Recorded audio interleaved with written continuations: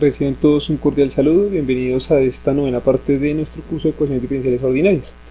En esta ocasión vamos a ver otras aplicaciones a estas herramientas matemáticas en física, en particular a 3 ejercicios de electromagnetismo y uno de mecánica clásica. No siendo más, comencemos. Primer ejercicio: trayectoria cicloidal. Una partícula de masa m y con una carga positiva q está inicialmente en reposo en el origen.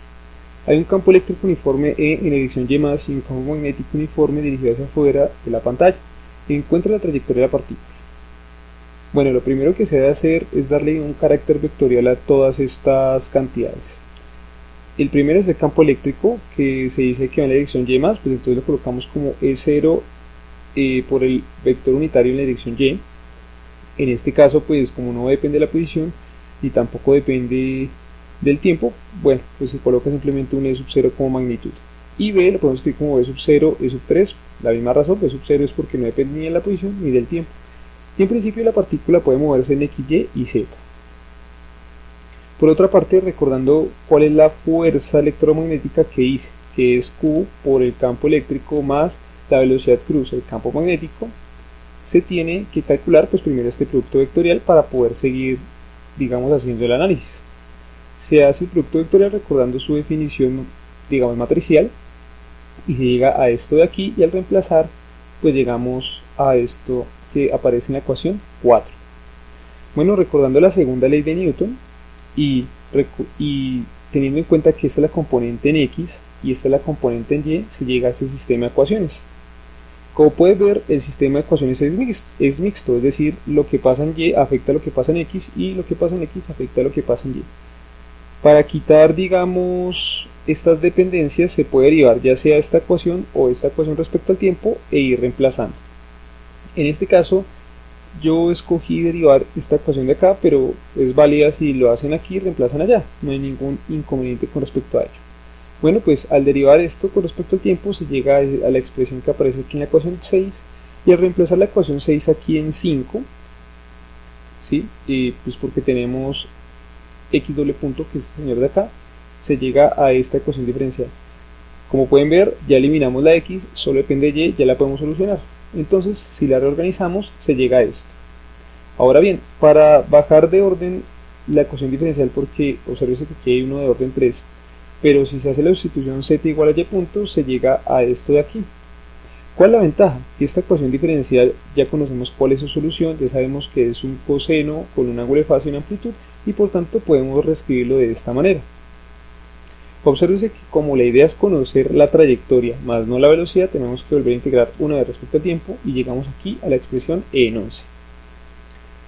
Bueno, pues si cogemos la expresión que tenemos en 10 y la reemplazamos en la ecuación 5, que era donde teníamos nuestras ecuaciones de movimiento, la igualdad que se encuentra a la izquierda, se llega a esta ecuación diferencial, de nuevo se integra dos veces, se llega a esto de acá, y observe una cosa, como se tiene que integrar dos veces, al integrar aquí una sola vez, tiene que aparecer un x punto 0. Y al volver a integrar de nuevo esa velocidad, pues tiene que aparecer esto, y este x punto 0 no se va a desaparecer, simplemente se multiplicará por el tiempo. Bueno, entonces, dando las siguientes condiciones iniciales, que x0 sea igual a 0, que y0 sea igual a 0, y que x punto igualado en el tiempo 0 sea igual a 0, y y punto igualado en el tiempo 0 sea igual a 0, se llega a esta expresión de aquí. Bueno, como se observa, aquí aparece una dependencia con respecto a y punto 0, pero como se supone conocemos la carga, los campos y la masa, podemos intentar hallar y sub 0 utilizando la ecuación que aparece asociada con y doble punto, que bueno, aquí pues tenemos un recordatorio más o menos de cómo es. Y bueno, en fin, al hacer las derivadas, reemplazar ahí en 5 y simplificar lo que tengamos que simplificar, llegamos a que y punto es un cociente entre e sub 0 y b sub 0, y reemplazamos, y ahora sí tenemos todo nuestro sistema de ecuaciones expresado en magnitudes que ya conocíamos. Si por ejemplo se nos preguntase cuál sería la rapidez máxima, perfectamente lo podríamos hacer, veríamos esto una vez con respecto al tiempo, elevamos cada componente al cuadrado y llegamos a esto. ¿Cuándo nos dará el máximo? Cuando esto dé menos 1 y aquí pues nos aparecerá un 4. Y en general, si queremos que dependa de y, pues recordando que pues cuál fuera la solución que encontramos, organizándolo de mejor manera, pues reemplazamos el 1 menos coseno por esta expresión de acá y se llega a esto que aparece aquí y por tanto la rapidez es esta. Y el valor máximo, como les decía, pues esto vale menos 1, que aparece un 4 y saca raíz cuadrada y llegamos a esto. El electrón seguiría más o menos una trayectoria de este tipo, como se muestra aquí. La gráfica fue hecha en GNUplot. Bien, segundo ejercicio. Una barra de longitud de L de masa M y resistencia R se desliza sin fricción por rieles conductores paralelos de resistencia despreciable. Los rieles están conectados entre sí en el fondo formando un anillo de conducción con la barra como miembro superior. El plano de los rieles forma un ángulo θ con la horizontal y en la región existe un campo magnético vertical uniforme B. Encuentre la velocidad en función del tiempo y demuestre que la velocidad máxima es igual a esto. Acá en principio hay que suponer que esto es como una batería, ¿sí? Porque si yo coloco las baterías acá tendría básicamente dos circuitos en paralelo, pero bueno, en principio digamos no es tanto el inconveniente ahí. Aquí identificamos las fuerzas, aquí está mg y aquí está el campo magnético y hacia allá debe ir la corriente. Bueno, entonces de nuevo dándole nuestro carácter vectorial al asunto, si tomamos nuestro plano con el que queremos analizar sobre el riel, a esto lo llamaré z, a la parte de arriba la llamaré y a esta parte la llamaré x. Se tiene pues las siguientes componentes del campo magnético. La velocidad solo puede estar en x porque se supone que baja y mg se va a poder expresar de esta manera.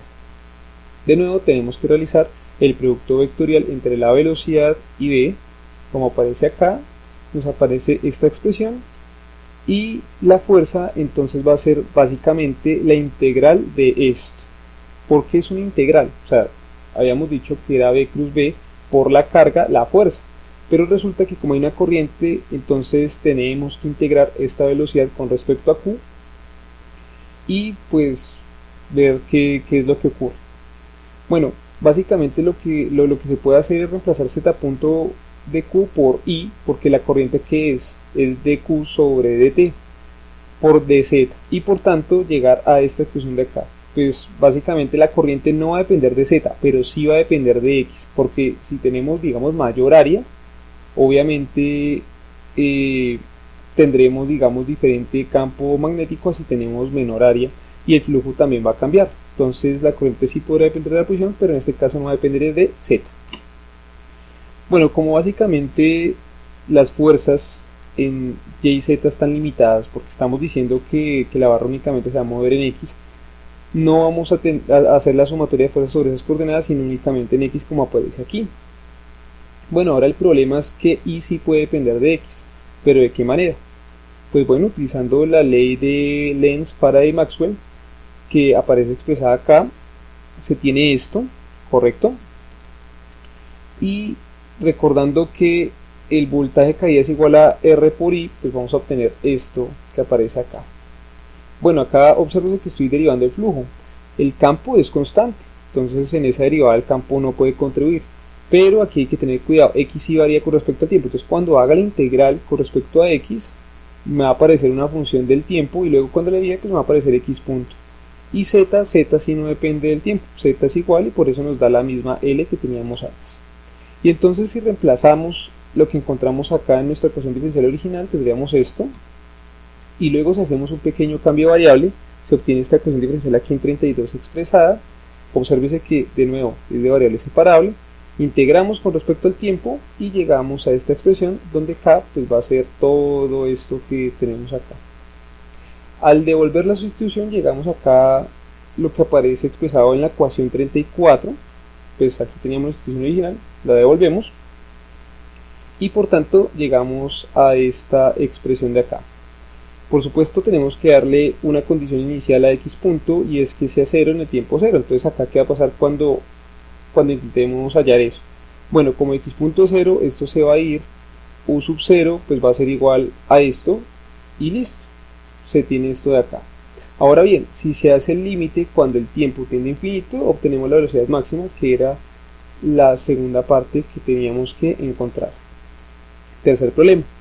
Supongo que un proyectil se mueve en un medio viscoso de tal forma que la fuerza de resistencia es igual a menos b por la velocidad. Encuentra las ecuaciones de movimiento. Bueno, entonces recordando pues ya la definición, hacemos suma de fuerzas, decimos que y va así y x va así, ¿correcto? El proyectil sale en esta dirección y entonces vamos a tener suma de fuerzas en y menos mg menos b por y punto igual a my doble punto. Y en x solamente está la fuerza de viscosa, digámoslo así. Si reorganizamos la ecuación diferencial, llegamos a y doble punto más gamma y punto más g igual a 0, siendo gamma ¿quién? B sobre m. Y x doble punto más gamma por x punto igual a 0. Si se realiza la sustitución u igual a y punto más g sobre gamma y z igual a, a x punto, perdón, entonces se llega a esta ecuación diferencial que aparece acá, bueno, este sistema de ecuaciones diferenciales. Luego, pues eso es de variables separables, lo que habíamos hecho anteriormente, integramos, nos aparecen unas funciones exponenciales, devolvemos las sustituciones originales y llegamos a esta expresión de aquí. Como lo que nos interesa realmente es la velocidad, bueno, la velocidad no, sino la posición, perdón, tenemos que volver a integrar. Se integra bajo las siguientes condiciones, diciendo que x punto de valor en el tiempo 0 es igual a b sub 0 coseno, y y punto de valor en 0 es igual a b sub 0 seno. Se reemplaza, se evalúa en 0, por supuesto, aquí en cada ecuación diferencial, y se hallan las constantes pertinentes, que es u sub 0 y b sub 0. Luego, las velocidades se van a poder expresar de esta manera, y por supuesto, volviendo a integrar, llegamos a esta condición. Y si además de eso le exigimos que la posición en el tiempo 0 sea igual a 0, entonces se llega a esta expresión que aparece aquí en 44. La mayoría son, digamos, algunos cálculos algebraicos. A continuación, observamos un poco cómo se vería la curva en dos dimensiones.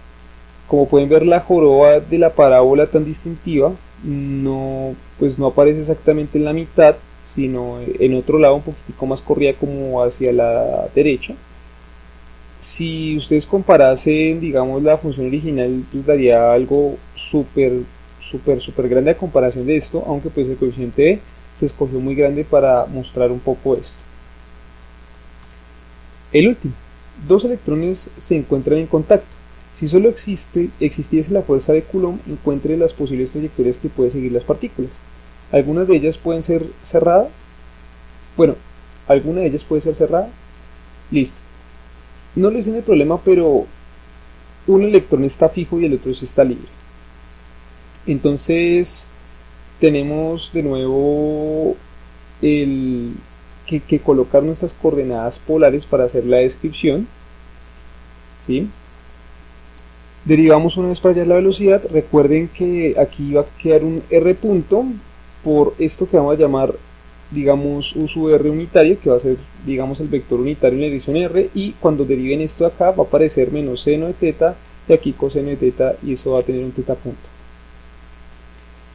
Bueno, como lo que nos interesa es la aceleración, volvemos a derivar esta ecuación de acá, operamos algebraicamente, llegamos acá, lo que aparece en 47, y recordando que en la coordenada tangencial no hay fuerzas netas. ¿Por qué? Porque el potencial única exclusivamente depende de la velocidad, y además se encuentra pues señalando la parte radial, de la velocidad no, sino de la posición, y se encuentra en la parte radial. Entonces llegamos a esta conclusión. La ecuación diferencial es de variable separable, podemos integrarla perfectamente y llegar a esto que aparece aquí. Bueno, entonces nuestra ecuación diferencial la vamos a poder expresar de esta manera. Recuerden que teta punto está relacionado con r de esta manera. Si tomamos a r en función de teta, se tiene esto que aparece aquí, ¿correcto? Y luego, si se deriva dos veces por respecto al tiempo, se tiene esto. Recuerden que teta punto es como 1 sobre c sobre r, y al volver a sustituir llegamos a esto. Sustituimos en nuestra ecuación diferencial original y llegamos a esto. Bueno, acá la cosa se ve un poco complicada, pero no lo es tanto. Si multiplicamos por r cuadrado, nos podemos dar cuenta que la sustitución 1 sobre r, no sobre r cuadrado, sino 1 sobre r, es la indicada. Y al derivar con respecto a teta, pues se llega a esto que aparece aquí. Luego, pues, si factorizamos y asociamos, se llega a esto o a esta ecuación diferencial. Esto es muy fácil de solucionar en el siguiente sentido. Es como si tuviéramos únicamente la derivada segunda de u con respecto a teta más u, y a la solución final le restamos esta constante para volverla, digamos, homogénea. Y listo. Eso es todo lo que tendremos que, o sea, tendremos que decir que z es igual a u más esto, solucionamos sobre z, y sobre z nos va a dar la armónica, ¿correcto? Y luego, como no necesitamos z sino necesitamos u, pues la restamos y se acabó el problema. Ahí llegaríamos a esta solución que tenemos acá. Bueno, pues como lo que necesitamos es r, vamos a llegar a esto que aparece aquí. Como se observa, esta es la ecuación paramétrica de de funciones cónicas en coordenadas polares, Entonces puede seguir básicamente una circunferencia, una elipse o cualquier otra cosa. Todo depende de este factor más que todo. Bueno, no siendo más, muchas gracias por la atención prestada. Espero que este video haya sido de gran ayuda. Esperamos que estos ejercicios ilustren un poco más el uso de las ecuaciones diferenciales en el área de la física. Muchas gracias por la atención prestada y hasta una próxima ocasión.